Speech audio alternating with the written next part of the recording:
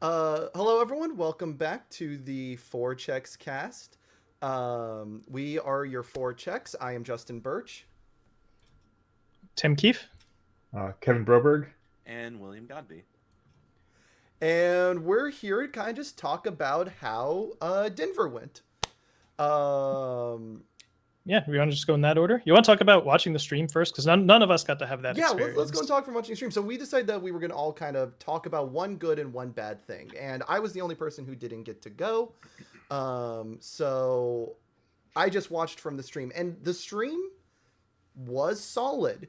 The thing I will give big ups for, I'm really excited to see us doing again. We are bringing back interviews. At least we did interviews at this one.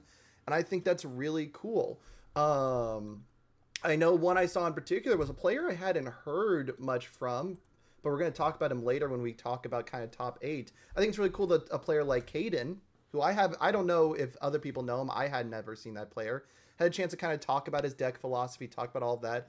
That was really cool to see. So that's my big up, and I really hope we keep doing that. I think that's also how we get good stories in the community. My slop, the thing I did not like how we did was, I think, our kind of round 1 of retro that we showed off Friday morning was Sunday morning was kind of not great. It had a few big issues that really kind of held it back for me. The first was that the commentators, while somewhat familiar with the decks, because both Bromley and Tam are pretty established retro players, clearly had not seen the decks in a while and were kind of playing a little bit of catch up, remembering what the characters do and remembering what's relevant to talk about these characters. And that's not the fault of them, because they just got told that they were doing these decks right before round 1. And also there was like this really awkward situation where like they called out 3 or 4 times there was a judge ruling, or like a mistake in rulings that the judge did not correct. And that gets kind of awkward, because then you start going, do the rules matter in retro if 3 or 4 times we're going to just let it slide? Like they took the multiple copies from the momentum and put them straight onto the card pool, which is not how multiple works. Not how it works anymore. Yeah. And stuff like that. And it's like, those are things that you should be making sure don't happen on stream, because that definitely makes it look like retro is less serious of an event. And I think what I would have liked to see way more is like a retro showcase where we got to see like 2 people kind of in advance were chosen with decks that the streamer or the commentators got time to know about and understand. And so they could really sell me, make it approachable for me, because I don't know what the hell Spike 2 does. I don't know that he's pony twice per turn necessarily. I actually do, but I know a lot of viewers won't. And Viper, I think's cool, but I have if I was a random viewer, I'd have no idea what she does. I think like giving them time to really understand this, sell me, and then show me why this game retro is a cool format, instead of just kind of plopping us into a random round 1, would have gone a lot better. Yeah, I think that was just a timing thing, right? Of just when the retro was scheduled versus obviously you weren't going to supersede top cuts and but yeah. So I'll go next. My event, I played Devron Sam, like I talked about last week. Kind of just been a brainworm deck for me that I enjoy playing. Kind of pretty B tier energy, right? If you have a really good event, you can make top cuts. If you have a really bad event, you can go 0-3-1 and drop. I played a lot of close games. I lost more of them than I won. So I got 2-1 a bunch, a lot of like, one more 5 check here, one more drawn attack there kind of stuff. And then I ran it back 4 teams with some small modifications, went 2-0-1, played a lot of close games, won more of them than I lost. And suddenly my record looks a lot better. So yeah, I had a good time playing the deck. I still enjoy the deck. I'll probably keep touching it up. I don't know if I'm going to run it for a major again. But I might bring it to some, community, the online type events, that sort of thing.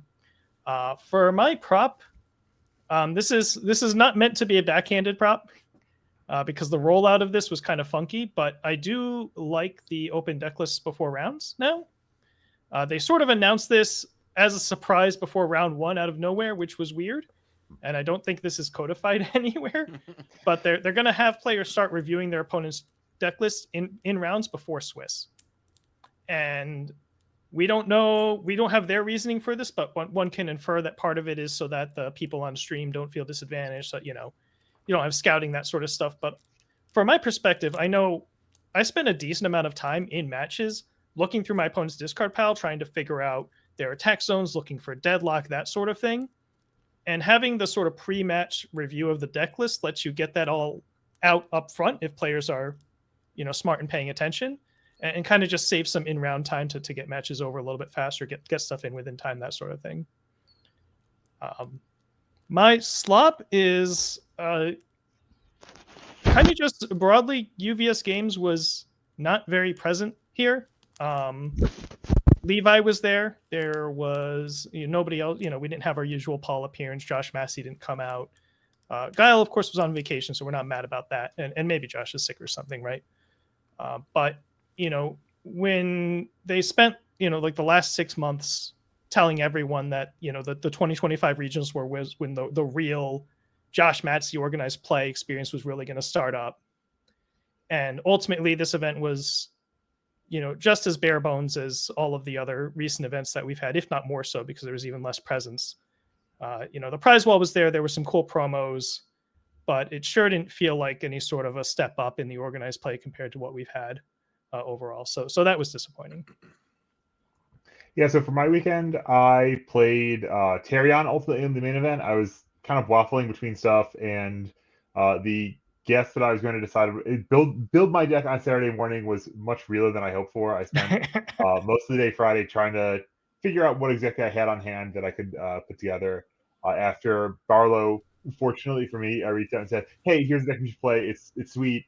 And the thing that turned me onto it really was Badgie. Just Badgie is really cool, where you get 3 damage, kind of forked out however you want, and you can just build them instantly. Put a bunch of my own touches down and played Ready Shot because I love that card. And broadly a bunch of like crappy 4 damage moves rather than like high velocity slice and absorb Identity Spirit Strike. There's lane cards that I also only had one copy on me. And it went okay. I went 4-2-1 with it was a very close, very weird draw. I took to Elder Toguro, lost round 1 to Nick Reagan quite visibly. Got obliterated there. Probably could have made that more competitive if my deck were more rationally constructed, but also kind of just got bodied by a deck I had not seen in action and had only been thinking about prior to that. I think my props are definitely these promos, like holy crap, dude. Oh yeah, that's the thing I'm jealous of not going, is those promos are gorgeous. They look really good in person. I'm sure. The participation promos actually look great. Gorgeous. Yeah. I wish it was foil, but it looks really good otherwise. I'm happy with non-foil sometimes too. Like I picked up a set of non-foil top 32 Hunters Allies. I'm very excited to be playing this card all over the place. It's got weapon for my retro deck. Holy crap. I had a great time in retro and teams. On top of my mediocre performance especially starting the day, I was really salty after round 1. And have a half slot for myself for just being so salty after that. And my other slot is for Nate DeWalt getting a decklist error. My son, clean it up, man. Come on. I have to ask, when you said you lost to Nick Reagan round 1, did you lose to the character, the player, or both? I lost to Calvin Harrigal playing Nick Reagan. Okay, gotcha. On stream, you can check it out. Yeah. He did a really cool move with Eidenbox and then got obliterated in the same turn. Yeah. I put up very pitiful defenses, honestly, all told. All right. I played Ymir over the weekend. I came in 12th, which is pretty good. I bubbled out just because my tiebreakers were pretty bad. I went 5-2. My losses were to Nick Reagan, the player and the character.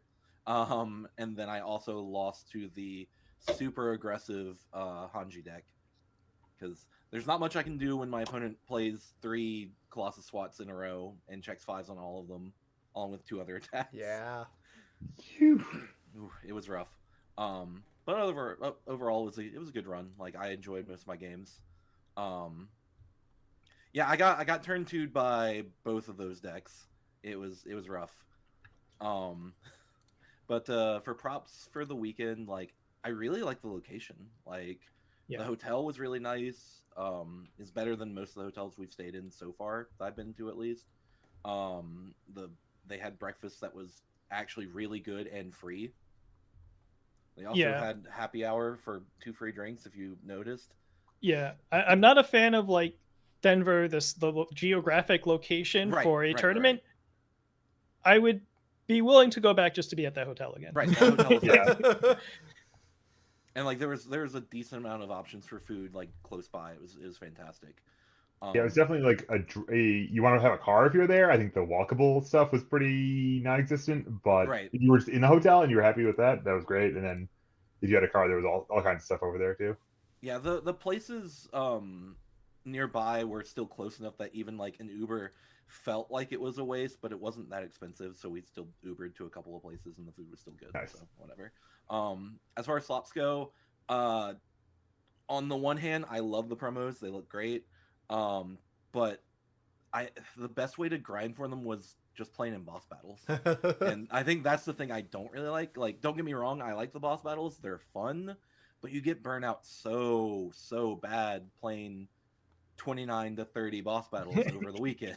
Is that actually how many you No. played? I'm like, no, but it was probably like double digits. I assume. Right. So you got 3, and I guess this can segue to what we're gonna talk about next. But like, so you got 3 points for playing in a boss battle. It's $10, 3 points, pretty good ratio. But that was better pricing for your time and money compared to the other side events. Sure. Like, I really wanted to play in retro. I really wanted to play in teams, but I also really, really wanted those promos because that's the reason I chose to go to Denver. So it was just more worth my time to just crash boss battles. If someone can let me know, how many promos did you have to get with tickets to get like the full suite? So it was all of them. Well, I know all of them. What's the number? So I can. So there were 4 of the foil ones, and those were 3 points each. Okay. There were 4 of the one participation, which you need 4 of. That was only 2 points each. And you got 1 participation just for participating. You got 1 for playing, yes. So yeah, and you got 5 prize wall tickets. Yeah, so you needed 54 prize wall tickets in total. And you only got 5 prize wall tickets for the main event if you signed up early. If you did not sign up early, you got zilch. Yeah, and so, from a player's perspective, they're trying to figure out, how can I get the most tickets in the least time? Right. And from TO's perspective, when you have things with monetary value on the prize wall, like booster packs, Sean has to calculate this of like, how many prize wall tickets am I giving out per dollar? Yeah. And it's kind of just a mismatch. And, ultimately Sean kind of continued, like he did it one way at Nats and it was a little scarce. People weren't very happy with it. He made it a little bit better for Worlds, a little bit more generous. Mm-hmm. People were kind of okay with it. And he made it like 50% more generous still this time, right? He raised the amount of prize wall tickets he was going out by a lot. It's just that demand didn't go up by 50%. Demand went up by 1,000%. Yeah. Right. Like I knew at Worlds, some people were wanting like the Mirko 2 oversized card. And like you had that 1 or 2 crazy people going for the uncut sheet. But aside from that, most of the people I spoke to at Worlds were like, hey, do you want my tickets? I don't need those. Whereas that is not the same story when there are 5 different promos that you're needing 54 tickets to get your play sets up. They're all non-characters too. Yeah. There were several people just offering to buy points from people, which if you wanted to make your money back at least, then go for it. But if you also wanted those promos, it was rough. Yeah. I'm actually also very interested to see like what ends up happening in that world, because I know like the Nice Try promos that were a few seasons ago went for like 20 or $30, so it was worth trying to grind them out. And with how gorgeous these arts are, with how desirable I know these are going to be, I'm very interested to see if these end up hitting the resale market, and if they do, like what are we looking at? Because if people know that they can get, because it's what, $10 for the 3 points in the boss battle? Was it $10 entry for? Well, go ahead. Yeah, to be clear, this is not dictated by UVS Games. No, I know. Right? UVS Games did not say this is the prize wall payout. They just said, I don't know, Sean figured out, right? Yeah. So the next TO might do things a little different, and they've actually posted today their prize wall ticket plan even in advance, which was interesting. So they want to. It sounds like they're not going to have boss battles. Actually, they're going to do sealed and draft pods, and then their premier side events, and they're all going to be 1 ticket for signing up and 1 ticket per win. Yeah, which is going to be good for participation in those and getting people to play them out. The promos are still going to feel pretty scarce at those rates. If they're still 3 points each, maybe they'll change that math too. We'll see. Right. And if there's still a bunch of them, like over here. Right. I mean, if they're any more than 1 point, like let's say an average game takes 45 minutes. Let's say you're playing a good pace all the time. So if they were 2 points per, you'd be looking at roughly an hour and a half of play, somewhere in the range of 45 minutes, an hour and a half for 2. If they do another 6 promos or 5 promos that are valuable, you're talking 12 hours. Right. And that's if you win every round and every round ends early. Right, because it's 1 point per win. Right. And it's gonna be a structured tournament with rounds. Yeah, this is assuming you are a Broberg or a Tim or someone who can go like 2-1, 3-0 pretty consistently. If you're a person who's gonna go 1-2 or 0-3, getting these promo cards is gonna feel miserable. Right. Yeah. Meanwhile, boss battles were like 30 minutes at most. Yeah. And that's if you're not rushing it down. I also wanted to touch on something Calvin said in chat that I think like is really frustrating, and I had a similar experience at Worlds, though they did compensate us a little bit by giving us some more points. And that's just like, if you make top cuts, you don't get the promo cards. Like you can't, because you don't have time to play prize roll tickets.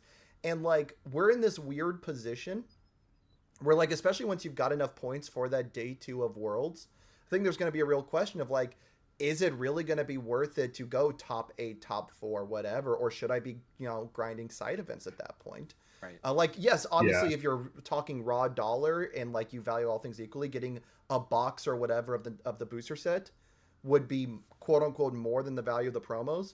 But most of the people who are in top 4, top 8 don't have a big need for sealed product anymore.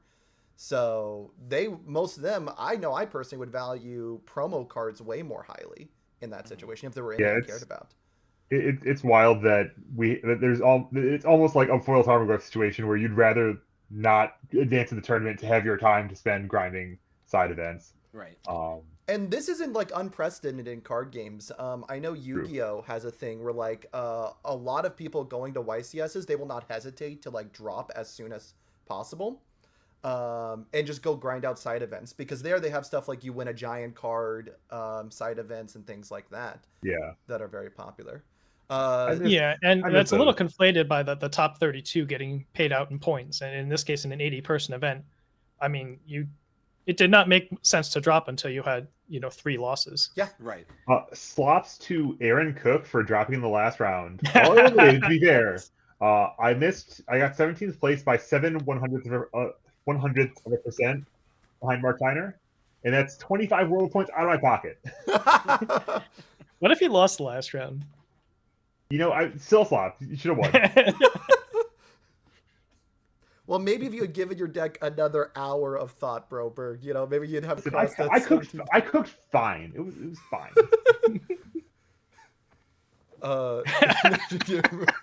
You got 2 unintentional draws. I got 1 unintentional draw because Elder Toguro pulled 7 attacks out of like Hand of God, double Midst of Despair, Surging Crystal Darts after 4 other attacks. That's a draw you can take. That's fine.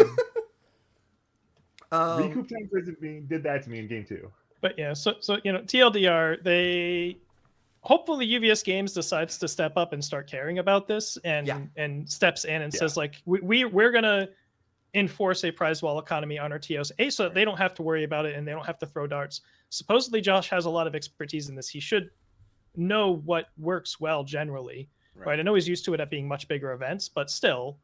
Well, I would not. Oh, sorry. And the other element of this is the participation prize level. Because participation prizes, first of all, was only for early sign up, but even then it's prize wall tickets. Yeah.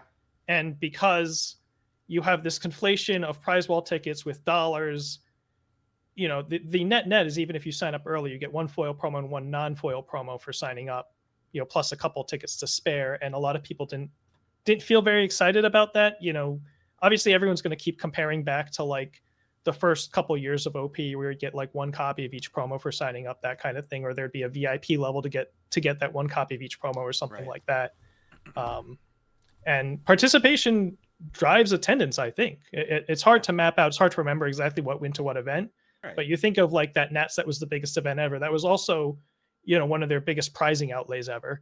And I think the participation for that was actually kind of slim, but they had like a dozen really flashy promos for all sorts of different things. Right. Yeah, and I love can we imagine if you got like a Strength of Stone for being the diversity winner of your character or whatever? Oh, right. that'd be fun. Yeah, no, I would not have worded it as aggressively as Tam did, but I think Tam had a very good point in the chat, which is like, and it's what Tim was kind of saying. Why isn't why is it Sean being left to decide our point system? You know, why can't OP figure it out and tell us consistently? And they should have way more time to figure this stuff out. You know? Now it is up to Sean what side events are going to be available, what is being run. Sure. So that is part of the picture, but like they're in calls like weekly going up to these events, right? They can figure this out well in advance. If Josh wants to say, okay, I think you should do this for the points, Sean will do that for the points, you know? But I do think it's interesting because Albuquerque, when they have announced what the side, they've announced like the post we saw today. Tim, you mentioned it very briefly earlier. It doesn't look like boss battles were mentioned in there. So I don't know if boss battles are happening or not. Props to Round 3 Games for showing up to Denver. The TOs, they came to Denver to check it out and see what it was like and watch the event being run and talk to Sean. Yeah, my local had a conversation with one of the guys who were with that group. Yeah, so they might have seen what happened with the boss battles this time, said we're not doing that, and they wouldn't be wrong. Right. But you know, now they're going to have to take a shot at solving this puzzle if, you know, UVS Games doesn't try to help them out. Right. Yeah. No, and I think that's great. The thing that I thought was interesting about that, though, the whole like, is boss battles there or not, is boss battles, I'm already seeing people try to like min-max their time spread on those for the points. Oh yeah. Like I'm not going to necessarily say what it is because I don't want my locals mad at me, but my locals have been working on like a deck list that will kill any boss by the end of 4 players' first forms. Yes. And there are there are many ways to do it. Yes. There are a few, so it's not a spoiler to say that there are people figuring it out. And if they keep these many promos and they keep prize wall tickets that relatively advantageous for boss battles, I don't see a world where people aren't grinding out, you know, besides TOs just coming in and saying, hey, we're not going to let you play this many, but they want the money. I don't see why they would necessarily have a huge problem unless they start running low on supply. Yeah, force them to do sealed boss battles. Actually, that sounds lit. Wait, why is that? Hey, Worlds was where they were doing the pre-release kid spots battles, and I heard pretty much nothing but positive things from people who were talking about it. Yeah, AOT 3 is also designed for sealed and draft the way the first 2 were. Like, it'll probably actually be excellent. Yeah. I'm a bit of a boss battle hater, but like, I can still enjoy it as an activity. Right. Like, I'd rather play a board game, but if everyone's going to sit down and do a boss battle, I can join in and not. Yeah, be I love the activity game distinction. Yeah. I like boss battles. It's funny that Zach's mad about pre-release boss battles because I actually think boss battles work at their best as the thing to do on pre-release weekend instead of PvP. Because I think every time I have done a sealed format in our game as like a PvP, there have been 1 or 2 characters that are so disproportionately broken. You know, younger Togro, elder Togro, or even more obviously like Grog, like in the most recent one. Like characters that feel like if you don't draw that character, there's just a good chance you're not going to be able to kill anyone, or they let people choose their characters and everyone plays Grog. That's why AOT 2 sealed is good. Yeah, well, I thought like, wait, why is AOT 2? Oh, because there isn't really like a crazy there's just a bunch of good characters. Yeah, and nothing crazy. But like I said, I'm gonna pull up the common characters. Go ahead. Yeah, what I found, and I like what Mobile Waffle is saying. Like Critical Role sealed. Oh, that is you, Broberg. Yeah. How many accounts do you have? Listen, like 5. Yeah. Critical Role was really like a bad one for PvP sealed, so this felt like a really fun alternative to do, and like no one was upset.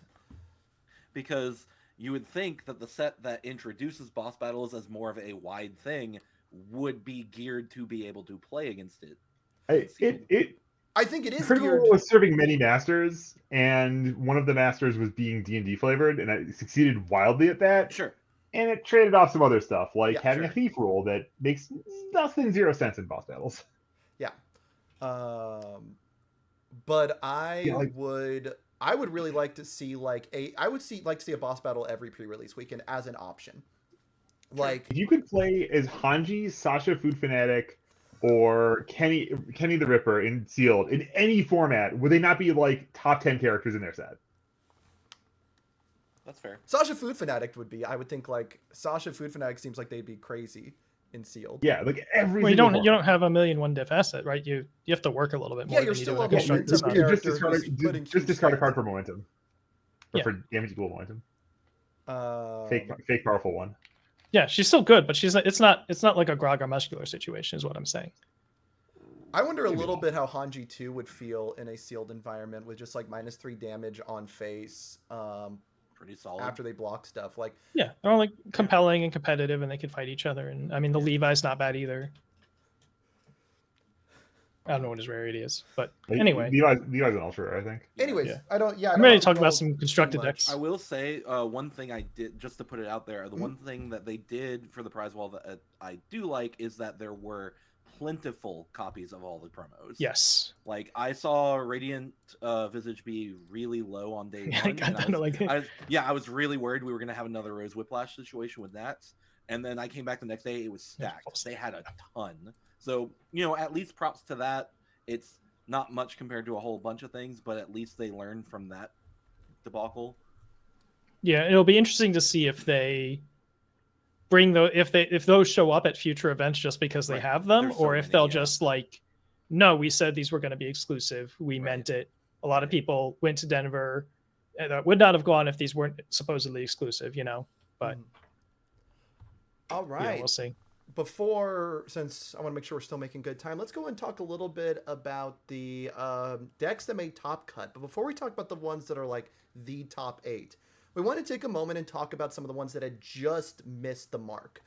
Because I think often the story of the top 8 gets focused on, and what just misses is really cool, really interesting, but people just don't explore. So we're going to kind of talk about first numbers 16 through 9. And we'll just kind of go bottom to top, point out what we think is interesting. We're going to go at a relatively decent pace here. We do get to see, if you look at 16th, Mark Tyner, who I have not heard that name in a while. Is that just me not paying attention, or? No, he has not shown up in a while. I don't know what was going on in his. I don't know if it's been like a life schedule, or if a lot of events have fought against poker tournaments that weekend or something, because he does a lot of poker. But he came out to this one. I mean, maybe there were a bunch of Omaha people here, so maybe like, Jacob Johnson was there and some other, and they talked him into going. And he was, he was playing an Order-Tarian, which is surprisingly like kind of normal shaped for a Mark Tyner deck. And it has a ton of cards in it. For those of you in the chat who are maybe newer to the game, Mark Tyner is was he the 2019 or 2020 world champion? He was the 2019 US Nationals and 2020 Worlds, which were back-to-back majors, right? One was in October, one was in February. Yeah, so he's a 2-time champion of the game. He was playing Cassandra, which was this really weird Shield Big Bang deck. I don't want to go into it, but he got 2 broken prison decks banned in a row. Yeah.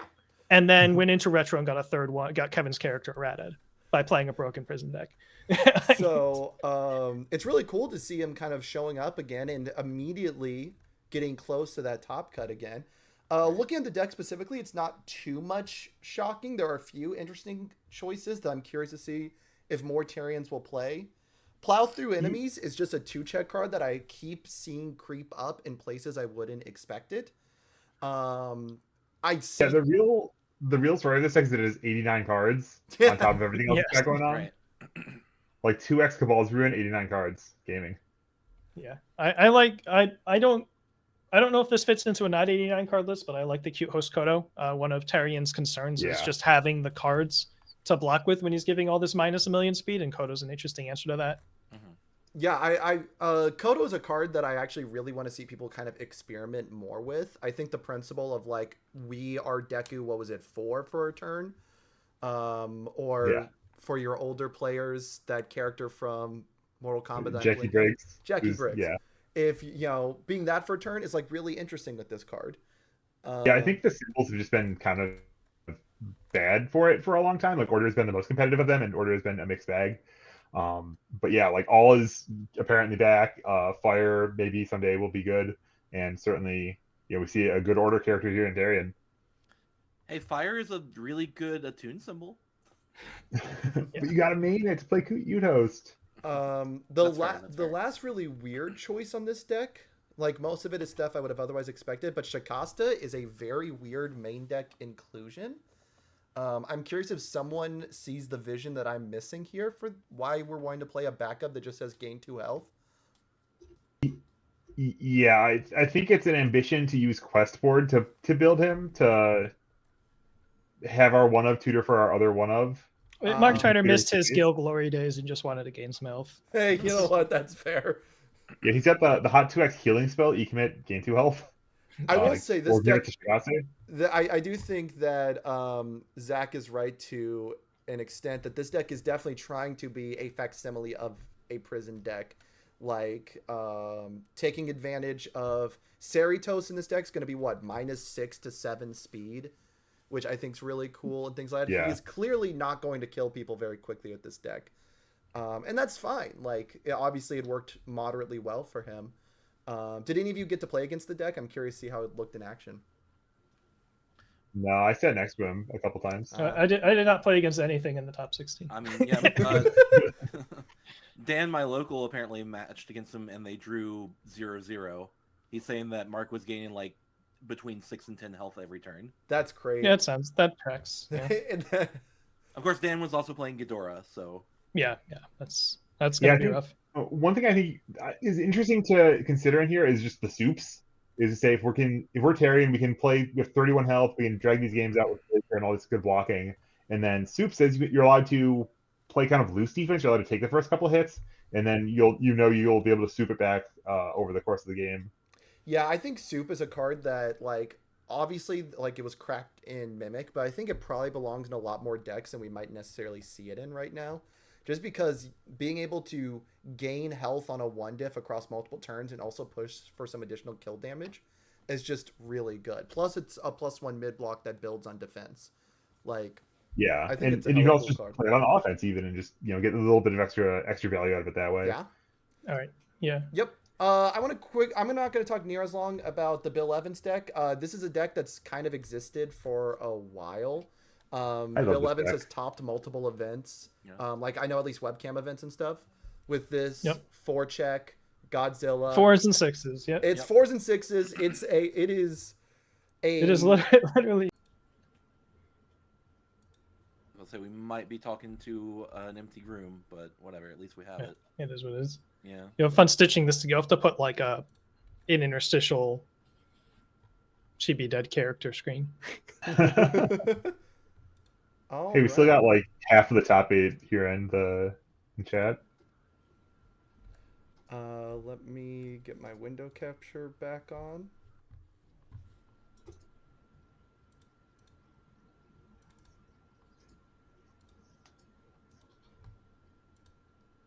Okay. I think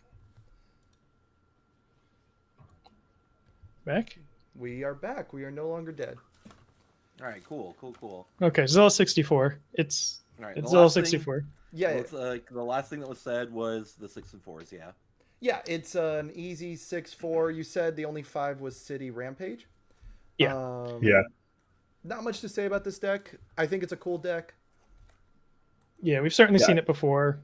Yeah, you've probably seen it before. If you haven't played with or against it, it's probably better than you think it is. Honestly, especially, I mean, Knockdown Blow is a card that if you're like people know it's good, but it's 10 when it's 10 damage and it makes his next attack free and also 13 damage. Like, you gotta be ready to block some 7s all over the place on mixed up zones. With and de facto +1 check on everything is a superpower of some kind for sure, right? Yeah, it's 5s and 3s, 6s and 4s. Yeah. Absolutely. The next one to talk about is another Godzilla deck. This one is Mario D's playing a more standard 3-check high difficulty City Rampage package. This one's like half leaning. It's playing a lot of 6 checks and some Titan Cliffs and stuff, but it's not 6 4s.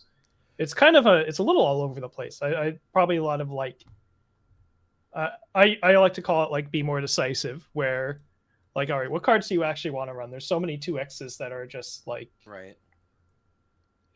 wants a little bit of both. Right. Big Freaking Explosion is cute, but I'm not sure like how relevant that ended up being over the weekend, right? Yeah, this deck feels like it's trying to do way more on 2 in that regard. Like, the line is obviously you use your hybrid, your determined, or your massive swing to get a momentum, and then hope, like, early game you might get some really big damage off of BFE. Or, like, even in a mid-turn, you might just be able to hit them with that in a way they're not expecting. Yeah, I mean, sometimes Godzilla does want for damage, right? When all your moves do, like, 9, and he doesn't have too many ways to do 12 or 15 or more. So BFE does help there. Yeah, and actually, on that note, I remember I've thought about playing Knots Flask in Godzilla, and I see 2 of them in here, and I think that's a really sick inclusion, both for precisely what you said of, this lets you have a 12 damage, lets you have some 10s. As you fight back, if you play against Hanji, and she does slam -9 on something, you can still get the damage in and get the momentum for later.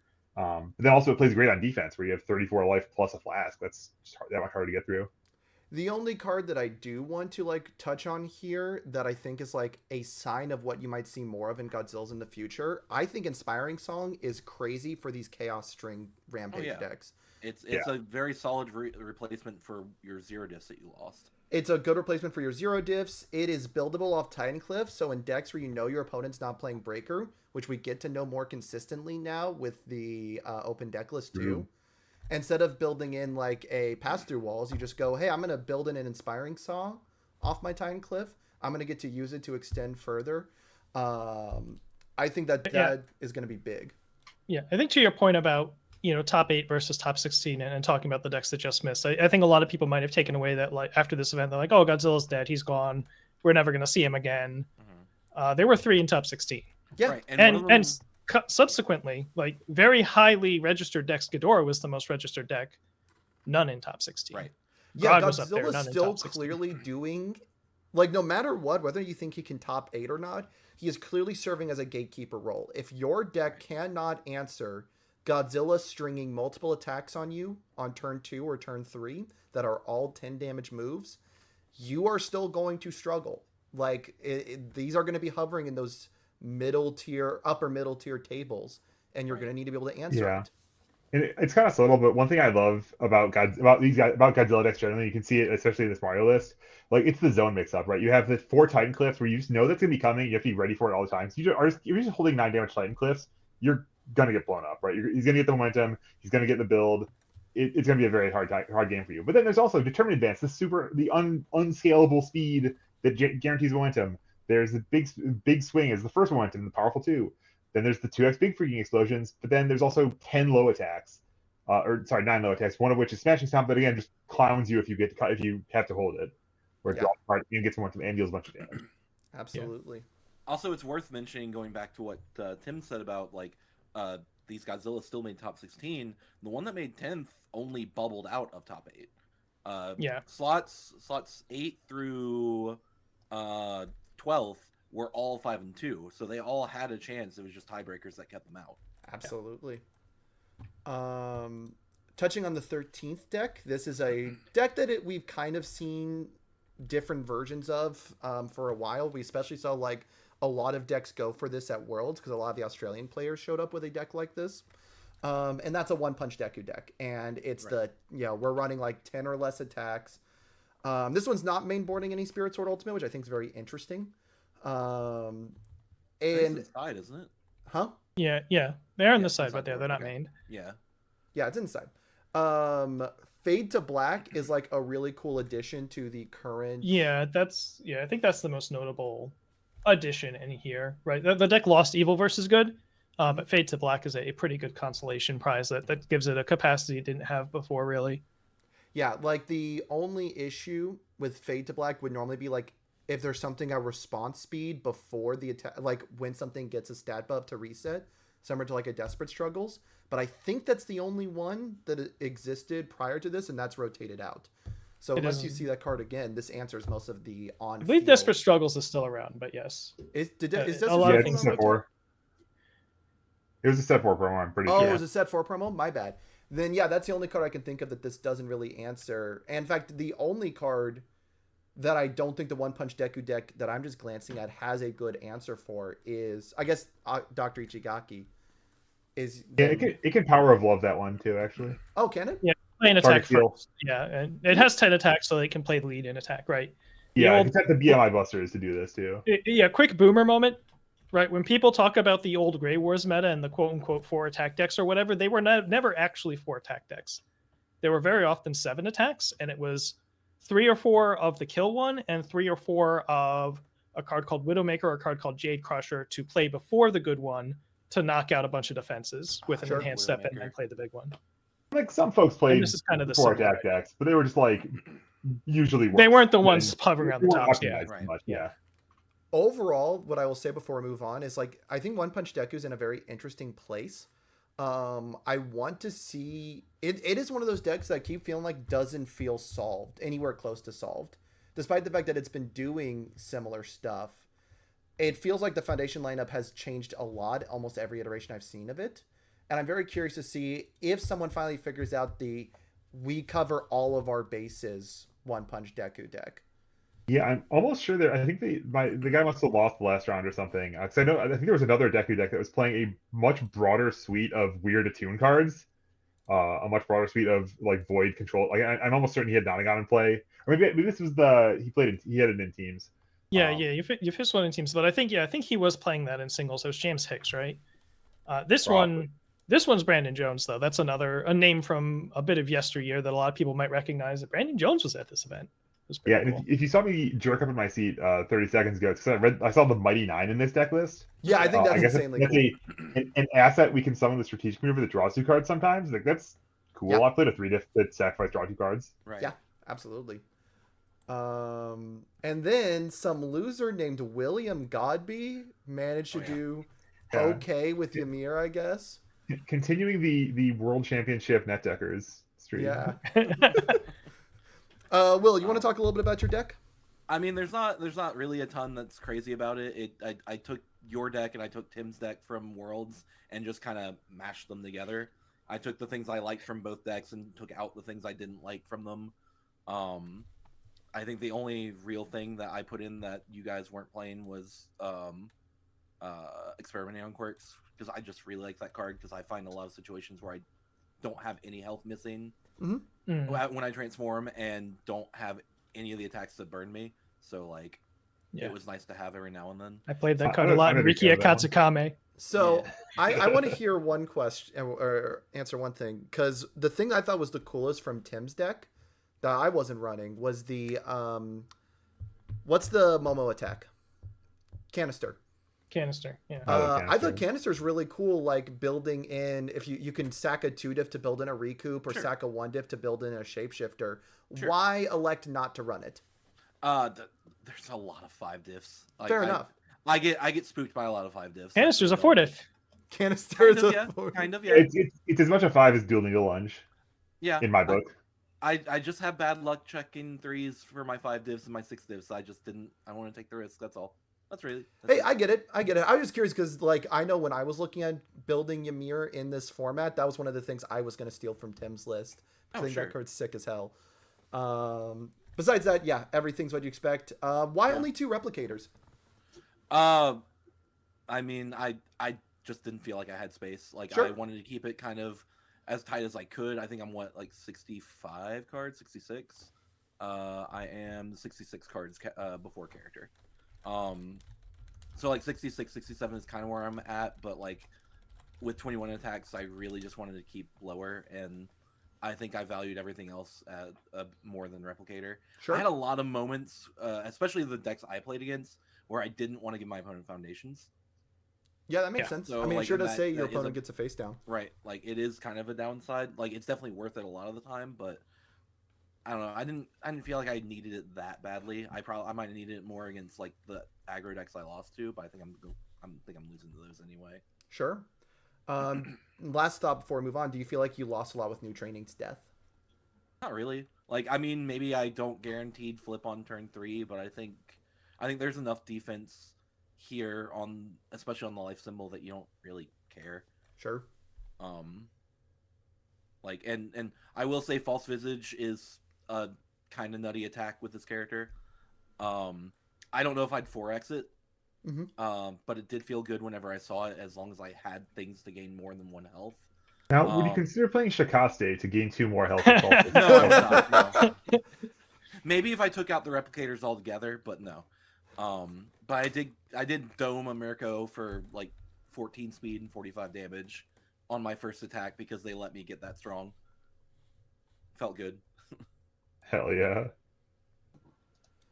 Yeah, that seems good. Now this is the deck that I was probably most excited to see in the tops. Actually, there are 2 decks I'm really excited to see in top 16. This It is was on the tip of my tongue to talk smack when I scrolled down. So it's actually the first tight 60 I've seen on a deck list page in like 6 months. Yeah, it. Around the Devil Jin now. And there are 3 tight 60 decks in this top 16. I think more people, and I'm saying this as someone who never does a tight 60 because I don't have the wherewithal to do it. I think there probably need to be more tight 60 decks.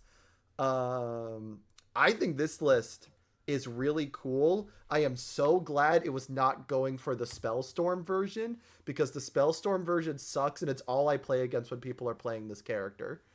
Really? Yeah, everyone I've played against who, and admittedly, it's just like random playtest games. It's not like really coordinated. That pulls up with Devil Jin is like, yeah, I'm gonna put in a bunch of spells and I'm gonna Spellstorm and you're gonna die, and I'm like, I'm just gonna block it and it'll never happen. Right. I think like this version that almost gets to play just like a little bit of a control game, which sounds weird from Devil Jin, but like the fact that we're now putting in these aerial goblin bolts to turn us into better what's that character's name? Actual Jin. Is Jin the name of the guy who can commit the kills? Oh yeah, Jin from Yu Yu Hakusho Jin. Yeah, it turns us into a better version of Jin. It's Devil Jin. And that's because we're devil. And we get to do that like in the mid to late game when we've got 3 or 4 of these in discard. We get to do that 3 or 4 times. That's really cool to me. Yeah, and we are, a pseudo 6 to 7 hander if we're checking some attacks, and camouflage counter allows us to make sure we check an attack to get that extra card. Yep. Which is, what that card's doing in these decks if you haven't seen that before. And yeah, I mean, we are at least a little bit prepared to play defense. We're playing a little bit of speed hate, in the main deck. We have 4 nice tries to go with our creeped out and fast friendship. So we're here to block a little bit. We've got a runaway. 1x VME, 2x fortitude. The sideboard is a very like. I'm just going to mix and match my attacks in main, and we'll figure out which ones are good after the sideboard, which is an approach that you can take for sure, right? Like some of these cards are going to be much better in some matchups than others. I think certainly Unyielding Heat is one that I was going to shout that out, yeah. Yeah. No, that card. I do like that card. You're against like a Rodon who's trying to chain block you. Man, putting in 2 or 3 of those in the card pool is going to make them have a real rough time with it.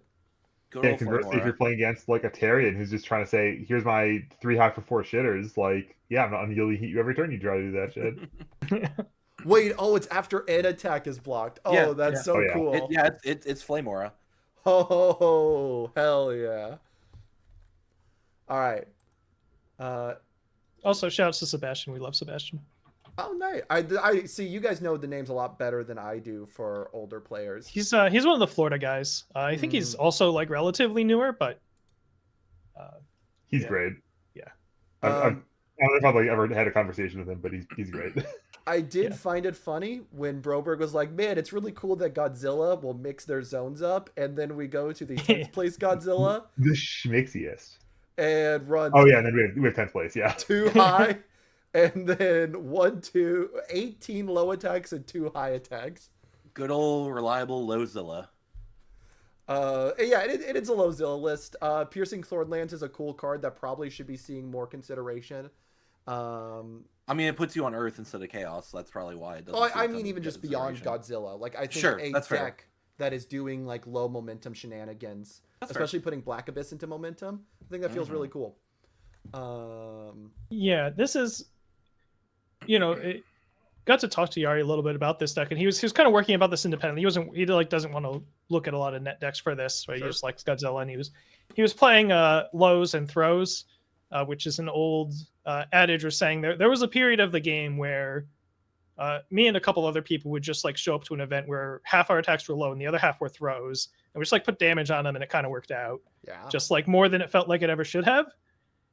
Yeah, And so this idea of lows and day, throws as a thing dates back to the last time that Yari was playing the game a lot.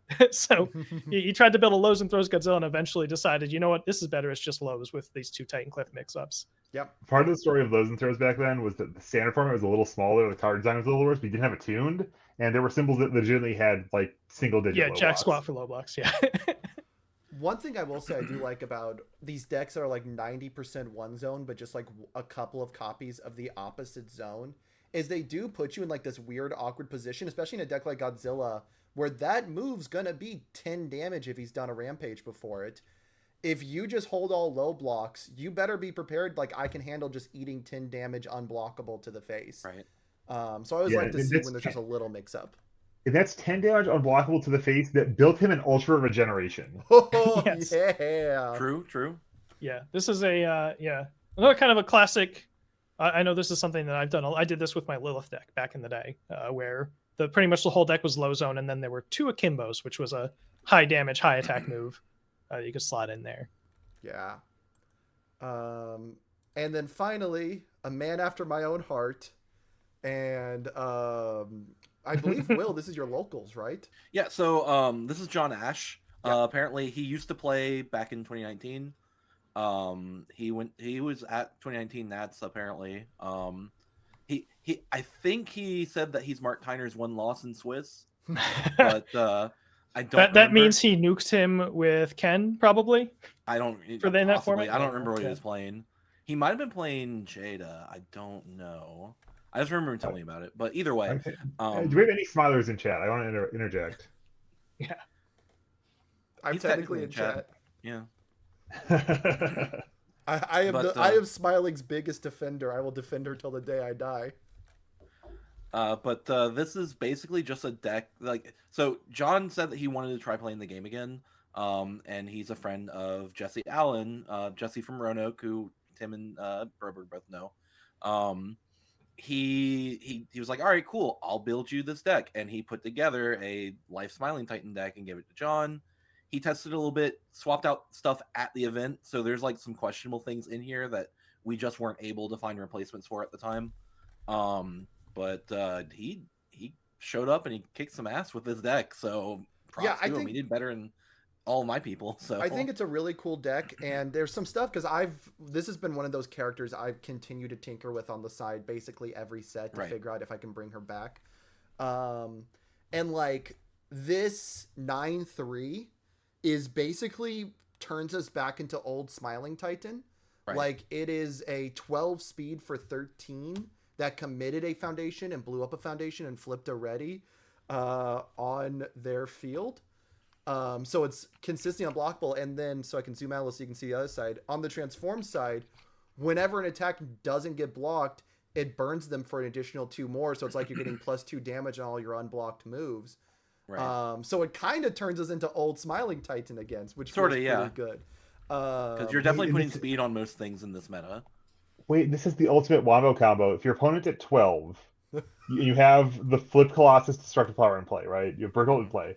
Yep. You Beast Titans Call them. You hit him for it hits. You all the speed on it. Hit for 8, burn him for 2, respond Beast Titans Call. Flip your deck, flip another Burgle, put it in play unique rule, burn him for the other 2. There we go. Yo, hold on. We might be cooking. Hold on. And I don't know how much it matters, but I will point out that this is a life build and not a death build. Yeah, I just want to shout out too that I love decks when they have this kind of geometry to them. This is a basically you for your control checks you just roll a die and you add 3 to it. It's equally likely to be a 6, a 5, or a 4. Right. Except that you could also check a 3, which we don't talk about. That's fine. Yeah, I do think it's foundation lineup, and I know you said that he was kind of throwing stuff in and kind of just plugging. When we were talking about it, you told me that he kind of just had to plug up stuff because he was missing a lot of the defensive cards you might be running. Right, like the Priless negotiations were in main board. We swapped them for Keiko's Aid and Euromeshes. It is sure running an ungodly amount of draw from what I would expect from a Smiling, like 3 Dangerous Combatant, 2 Quirks, 2 Sins, and 4 Display of Might. Sins takes a CFP out of their discard pile. That's just worth it. That's true. Yeah. I can see Sins for that. But Since with the it's amount of definitely worth.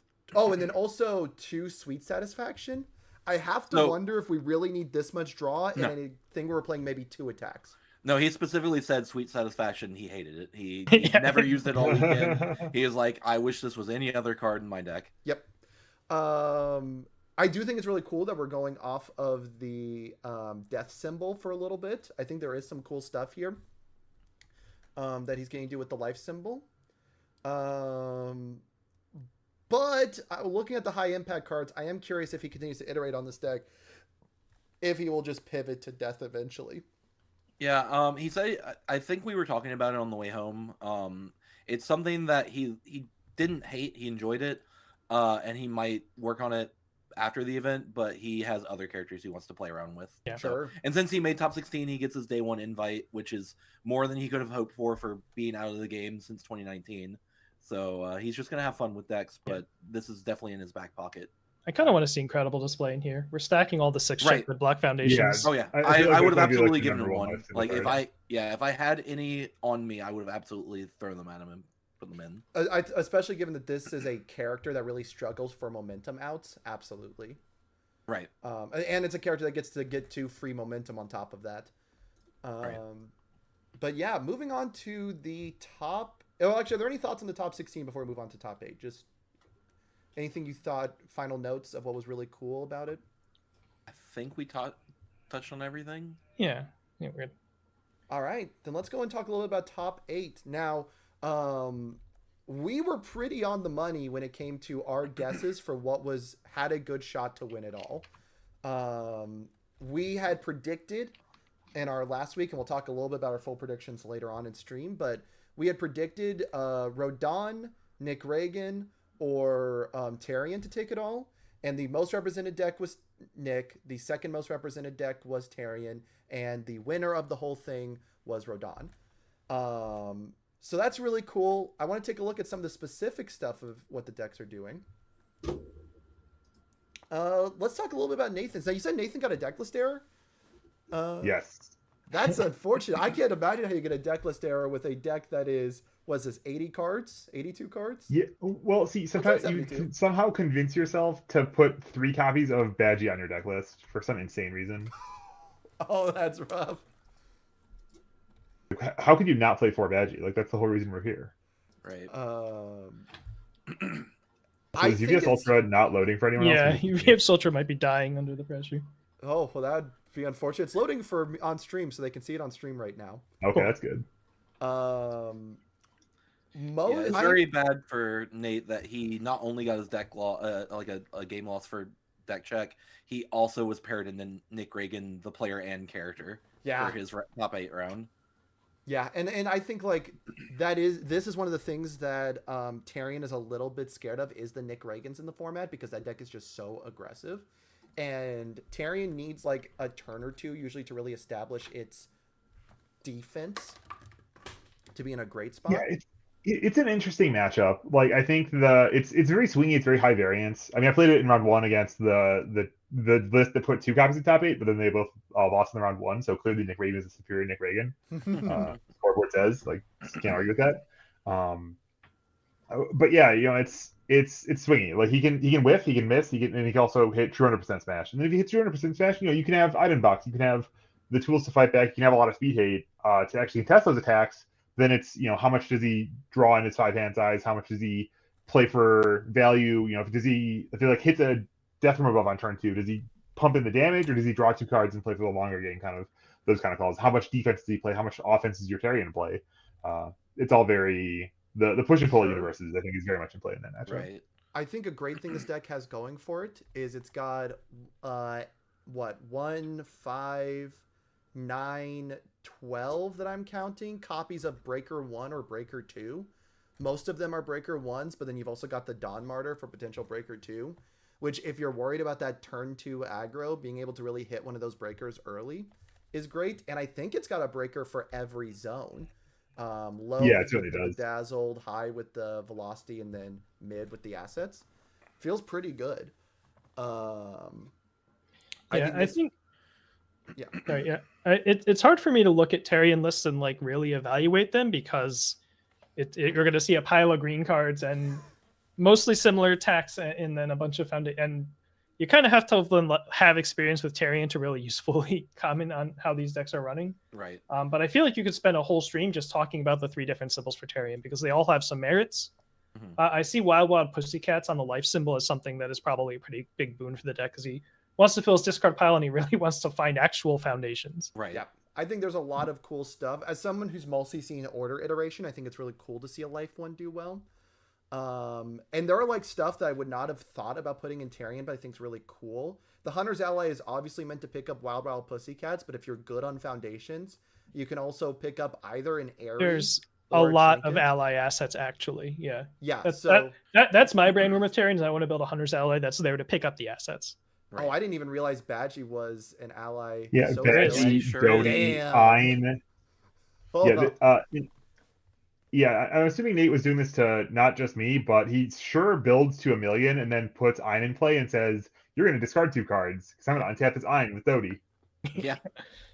No, this one I think is a really sick list as a whole. Moving on. I'm just disappointed. He only has one monkey flip, only 1 ready shot. Like, come on, man. You gotta pump those rookie numbers. Broberg could never accept less than 3 ready shot in a deck. I would say 2. Oh, 2? 2? Okay.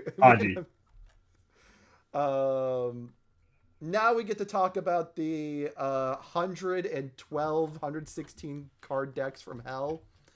Starting with Travis, who is 125 cards. 125 cards in this deck. Yes. That. Oh, I assumed they were playing the same deck. I didn't realize he just. Yeah, Travis is playing two. I think Travis is playing like 1 extra 4x attack and 1 extra 4x foundation over the top of ones. I don't remember exactly which those are. I don't know if I take the time to figure out which cards are missing. Yeah. No, so there's Genkai Spirit Gun, increased hostility in Travis's deck that are just not present. And gotcha. I don't know if there's something else Kelvin has that Travis doesn't or not. But. Yeah, so if you're not familiar with these Nick Reagan decks, which you probably wouldn't be if you weren't either watching the event or in a bunch of playtesting rooms, the basic idea here is you're trying to patch together, and I'm not sure Nick Reagan's deck might be a little bit different from this, but we're trying to patch together attacks that are on their own relatively low difficulty. You're teaming with the Attack Titans, your Besieges, increased hostility in this list, with cards that can help us stack checks or help us pass checks. We have Dark Interruption to stack a 6. Some builds, I don't see it here, but I've seen some Final Smash to try to stack checks as well. That's in Calvin's like deck. That. Yeah. And then enhances that put Mondo damage on moves. Your Death from Aboves, your Patchwork Babies, your Spirit Gun Finals, that sort of thing.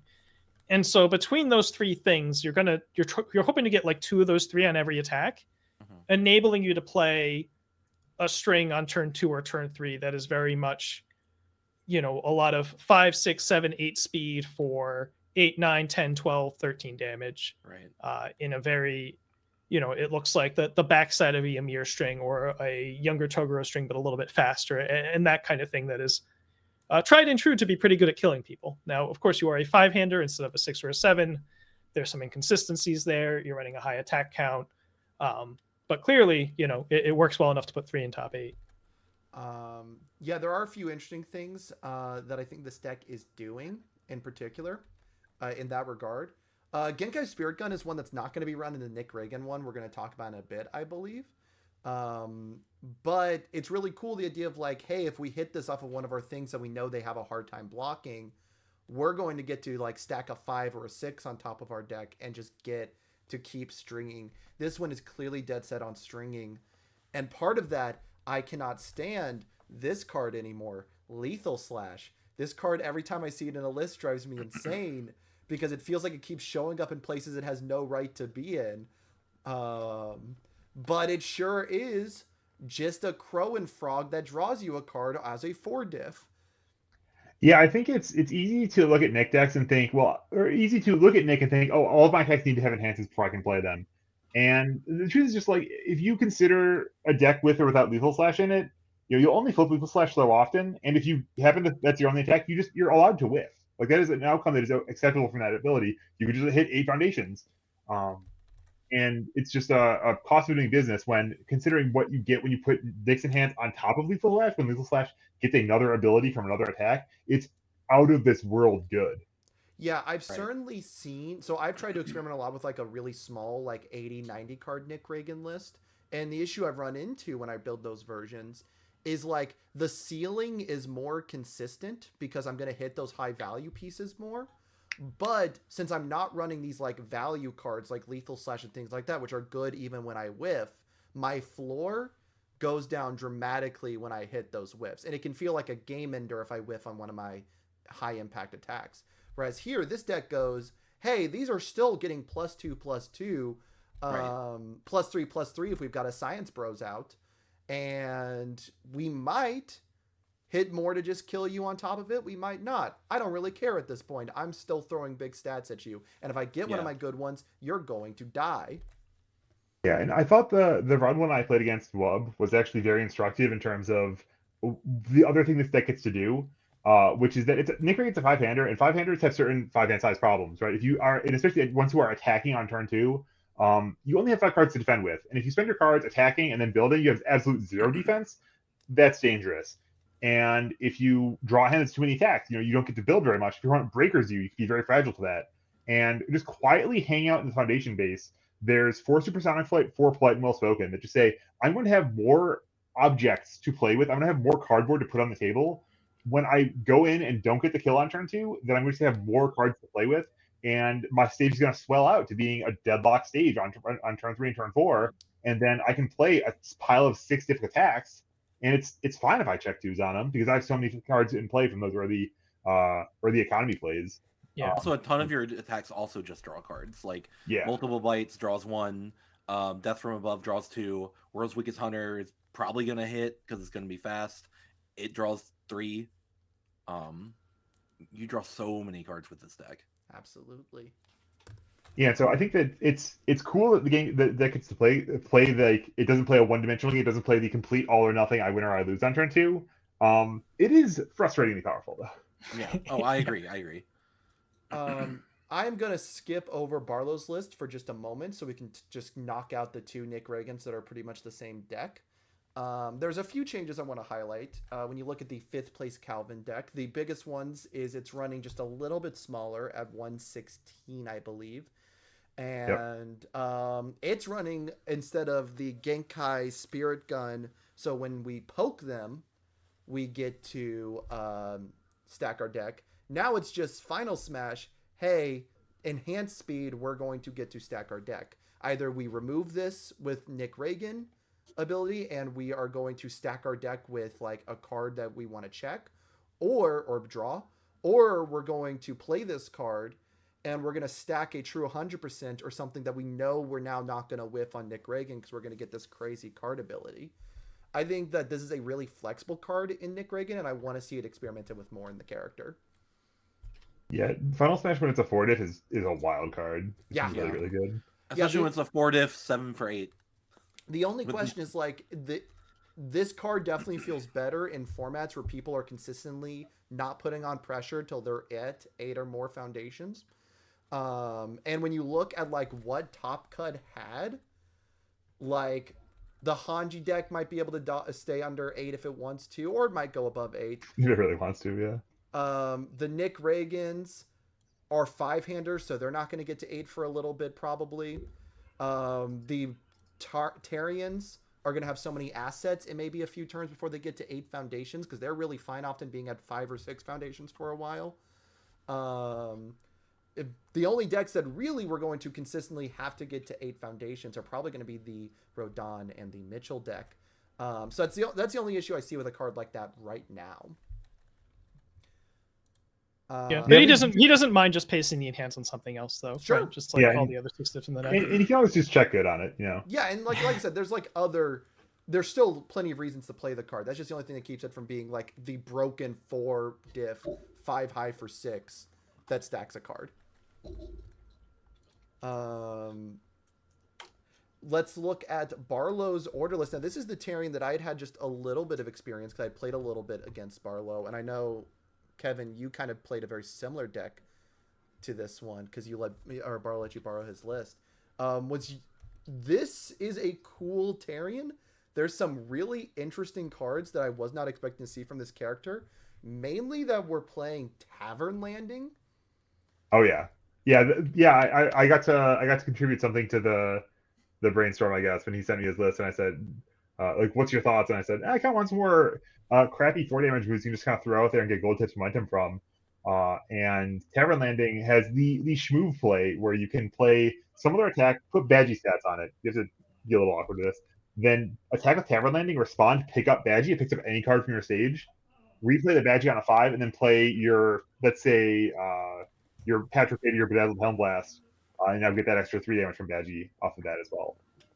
And yeah, or in a format where there's a lot of mid attacks, you block with your +1 mid block, pick up another block, draw a Badgie from your stage, become overhaul, like just go get something. And as Kevin was about to say there, yeah, if you pick up the Badgie and you block with the Badgie next, you breaker 1 them, and then you get to build it back in. You get one of those things.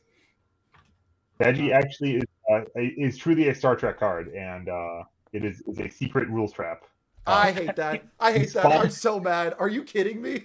Responding to playing the card, I cheated with I cheated in Denver. This is gonna be a YouTube video at some point once I start recording YouTube videos again.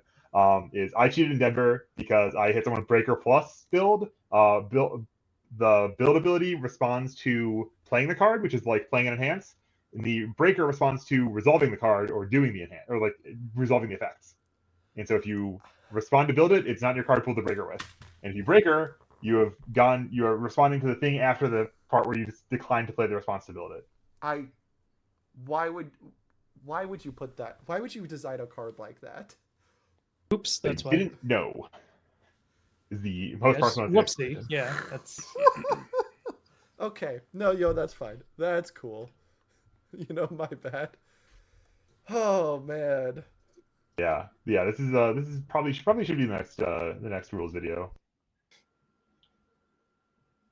Okay, so other than that, like this is otherwise a cool but kind of expected Ordertarian list. I'm glad to see Cabal's Ruin up to a 3 of. I think this card being a 6 check, even with it being unique, just in this character being -1 speed, and after you've blocked a bunch, it just circles back and murders people, is crazy. Cabal's Ruin, like, it could be a 4x, and especially if the deck got a little bigger, you could easily play 4 of this card. It's got the cool place you'll do once in a blue moon where you use its enhance and then burn your once per turn to build a second Cabal's Ruin. I don't hate that. I did want to ask Barlow, I don't know if you're still listening in chat. I know it says you're here. How many of your games killed people because of Bedazzled Helmblast? I just want to know what percentage of games were killed with that card specifically. Because I hate this card with a passion. It's too good? I don't think Powerful 5 should be put as a free thing on a card. Like the fact that there is like no... Welcome to 2025. No, I think it absolutely should be, and I think it is. So here's the thing: is that I would like to rage means that every attack has powerful 3. Sure. Right.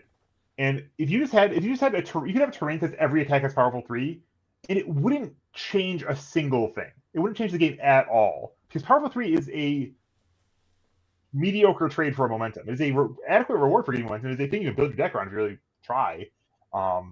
But what Powerful 5 does is it says, yeah, if you're the Aratune and you're willing to play these assets, here's a card that gives you an exceptional rate for your momentum. Okay. Air is a symbol that is good at powerful. Okay, and I don't want to get stunlocked on this argument for too long, because we're already like over time. But the thing I will say, I can understand the principle of putting Powerful 5 on a card. If that card also doesn't get stupid speed. I think the fact that this gets +1 speed for every asset, and there are characters who can realistically have 5, 6, 7 assets. I think I've done this at times where this came out to like an 11 speed move that then has Powerful 5. That's stupid. That I don't like. Deku's making Flash unblockable, killable Phantom threats. Like, it's just the world we're in now. Right. Yeah, you're a Smiley Time name, dude. Yeah. Okay, hold on. Have you seen Late String Jiro Home Run Comets? Hang on, don't use that against me. No, listen. We're all Titans now. All right. There is one more Nick Reagan deck piloted by the Nick Reagan. This one is streamlined down to 100 cards, which is a very small deck or thing for a Nick Reagan deck. And it's pretty much a lot. Like this is the deck that Nick Reagan's been testing. I know since like before his character was even announced because he got the inside scoop. There are interesting choices here. I'm not sure how I feel about Hatefish in this deck, just because I think it's in like this really awkward position where the +2/+2 eats up what might be a stapling a true 100% or something onto this. I don't know if it gives him enough stats versus some of the like value lethal slashes and things like that we've talked about in previous versions. Yeah, it's worth knowing that in Hatefish, when you double your next speed or damage bonus, and then you play Nick Reagan's enhance, it always doubles the +2 speed from Nick Reagan. It never doubles like the thing you might slice. Yeah, so the Hatefish is always going to be a 5 for 9 before you get the extra enhance. Yeah, but on the flip side, you can splice Hatefish onto something, and also it gives your deck any low attack at all. Right. And we saw increased hostility in the other ones, but there's something to be said for like, hey, I have a giant low move. Right. No. Especially at the 4 diff. I definitely agree, and I think there are still like some pretty strong reasons to run it. The other thing that makes me a little awkward on it is its play with Science Bros, because like the Science Bros has to resolve before the +2/+2 if you're getting the Science Bros stats, because they're removed for cost. The big picture here is we're not playing Hatefish for the double ability. We do not care, right? Sure. We are just 7 damage object. Here's our 7 damage low attack. That's all. That's fair. Yeah. Also, just don't use Science Bros at that point. Like +4/+2 is totally fine. I'll sacrifice my +1/+1. But other than that, I think it's very successful, and it's a lot of the similar stuff we've been seeing. The true 100%, the Patrick Babies, the Besiege. I think Spirit Gun or 80% is a really cool thing to see in this deck. Nasty, yeah. Only 2 of, but yeah. But we got 2 more decks to talk about. Wait, we got 3 more decks. That's top 4. Did we not? Yeah. My God, I almost missed Caden. Yeah, we got to talk about Kill 'Em on 2. Whoops, my bad. This is so going into this event, I know I was, and probably a lot of other people were thinking a lot about like Science Bros combined firepower aggro decks between Percy and Mirko in Vax, and this is the only combined firepower aggro deck in the top 16. Yep. Not even running Science Bros. And it is a Death Casino one, and it's running the Unabashed, the Avoiding Conflict, the I'm With Yous, and all of that. I thought it was really interesting that he's only mainboarding 1 loss of consciousness, because most people I've seen who have played the aggro like Death Casino decks were like, oh, I need to be able to seal no matter what if I hit this, so I need to be running this as a 4 of. He's not here to decide what foundation to snipe. He's here to kill them on 2. Listen, on turn 2, they don't have the good ones yet. Yeah, that's true. You only need the 1. I think Colossus SWAT is a crazy card. Like, I'm glad to see that this is really good in someone. I think like this is just, we are going to kill them on 2. We might survive a turn if we don't kill them, and then we will try to kill them on 3 if we're alive at the end. It is aggro. It's not doing much besides aggro, and it's a cool deck for it. I think like, I know a lot of people hate firepower, and I have problems with firepower, but I do think it is cool that this deck exists in the format. I think this is a cool style of play. Right. Yeah, the thing I always thought, my immediate thought when I saw Hanji was, I just come off playing Irwin when they got spoiled, and I said, okay, this is a similar neighborhood, but I wrote off Combined Firepower immediately. I said, Combined Firepower adds more damage, and the thing with my Irwin deck was that Firepower added damage there, but it also added stun. It had Irwin, Aaron's Trial, my Irwin deck, and so that's what I was excited about, was my Firepower got to play both sides of offense, got speed and damage basically, and Irwin added speed. And I said, Battle War release, that's 4 speed. That's so blockable in 2025. That is not even a attack I'm even thinking about playing in this deck. I want to play printed 6 damage, printed 6 speed attacks. I want to play Titan attacks. I want to play attacks that generate card advantage so that I can attack and then keep going after all that happens. This deck says, no, listen, like if you just put 400 damage on the table, it doesn't matter if they block 3 times. And we're gonna it makes it hard to block 3 times, to be fair. It's playing these zone mixers, it's playing sweeping daggers that can randomly be all kinds of different, like probably Sun 2 half the time or whatever, or equivalent value to Sun 2 most of the time. It's I played a very horrifically mutated version of this in teams and had an absolute ball with it. Yeah. Especially playing into Nick Reagan, playing against the crazy aggro deck, having -3 damage in a 7-hand size. feels good in that matchup. You get to cow crush the games out. And I haven't been talking about the players as much, but I noticed when I was looking at the top cut list, this was the only non-team affiliated player. Is this a known name to anyone else? Because I had not heard the name Caden before. I think he's. No, I don't. I think this is first. Yeah, I think not his first event. Then an early event for him. Yeah. I think that's really cool. Like I just want to say, I always think it's cool when we see like a person who isn't as old head or even like middle age head now, established right? MHA 1 players. Probably the word. Coming in. I think it's really cool. What was the word you used there, Tim? Established. Yeah, that's the correct word. It's cool to see less established players like make it this far in a tournament. I always like to see that.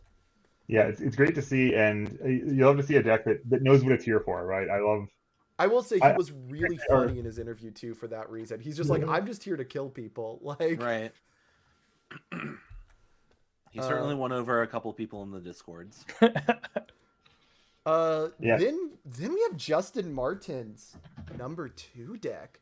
And yeah, this is the coolest Mitchell I've ever seen. Yikes.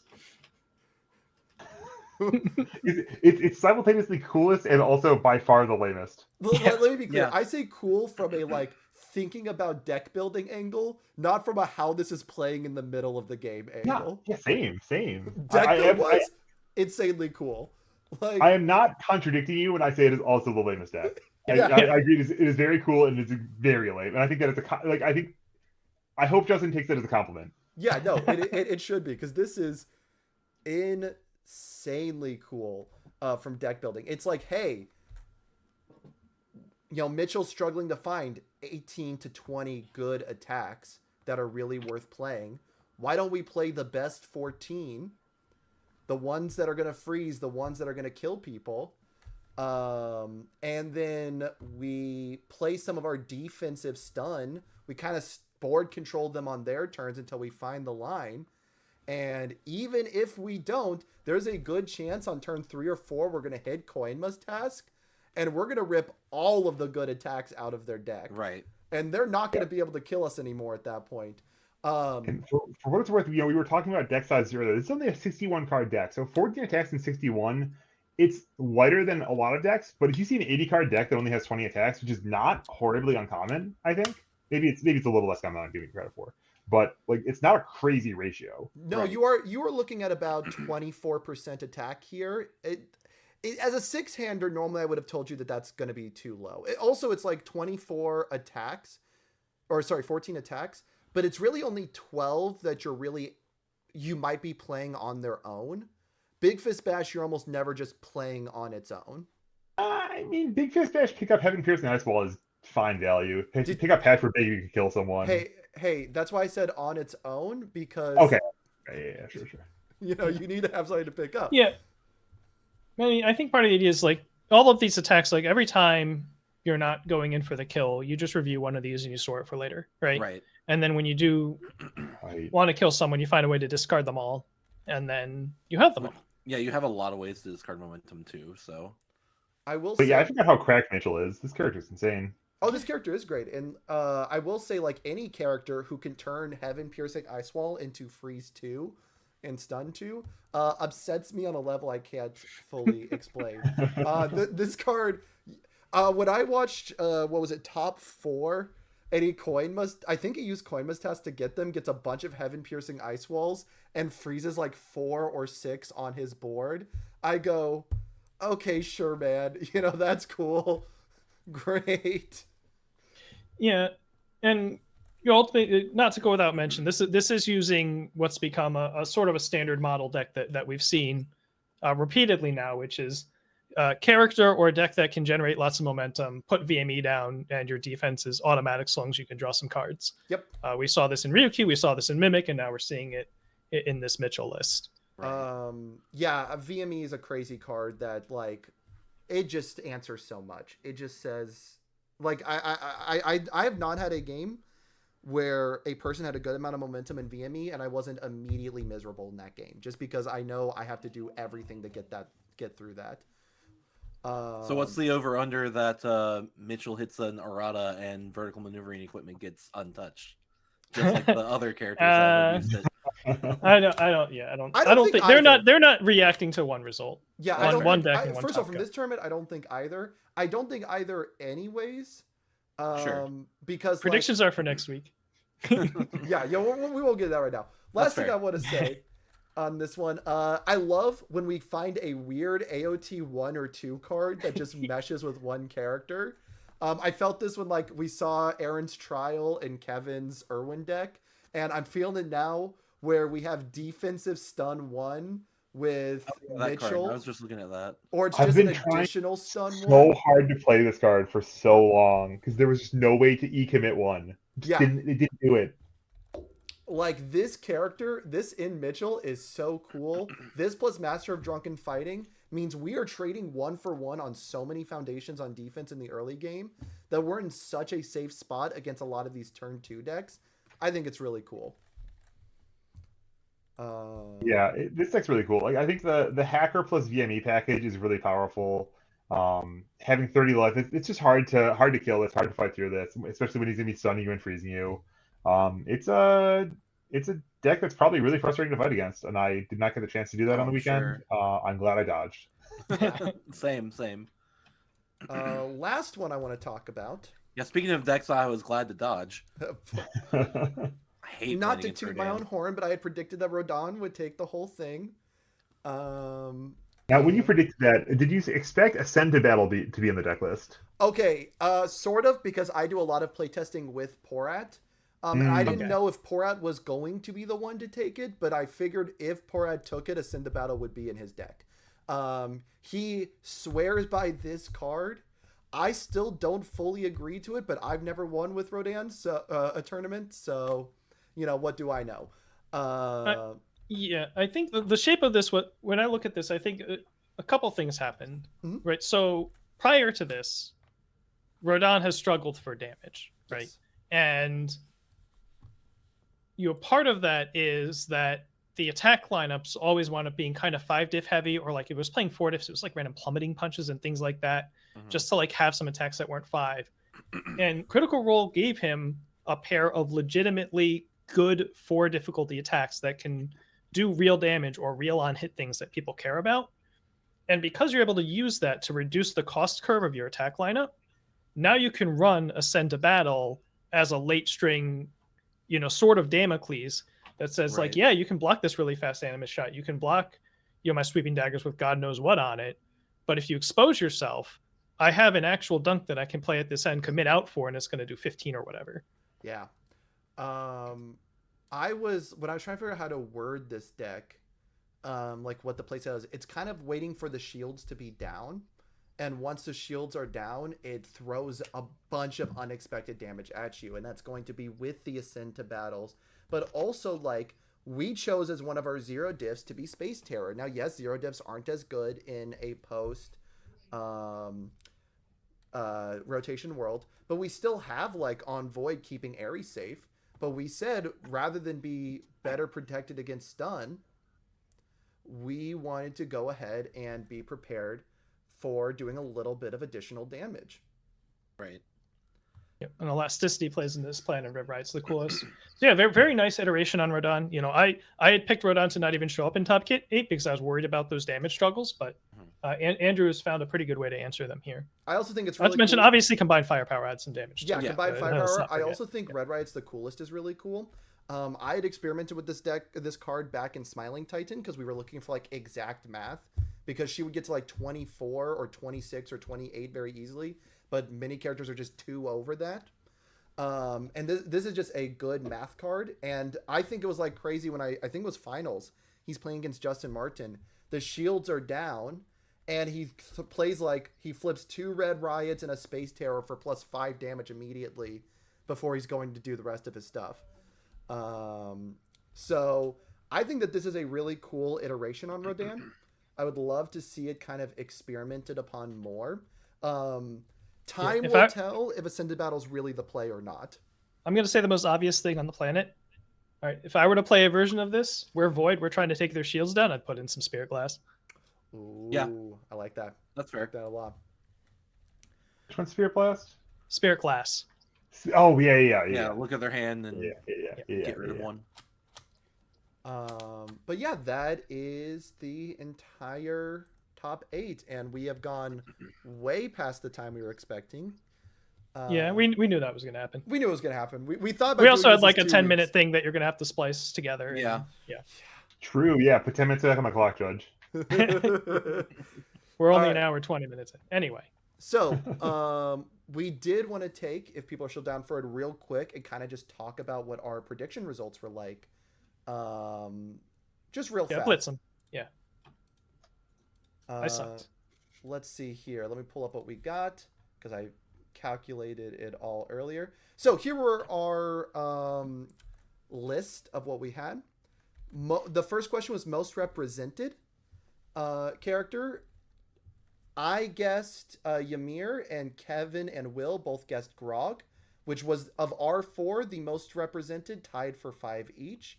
And then there were only 2 Mirko 2s, which was Tim's guess. Now, Tim also kind of said Death Air Casino would be some variation there, and we don't know the exact numbers of how many were casino decks that weren't Mirko 2.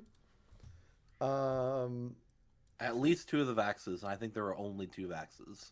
None of us were correct on the most represented. Most represented was King Ghidorah, yep, which saw no conversion even into top 16, which is kind of crazy to me. All of Nick Reagan's moves deal 10. You know what that does?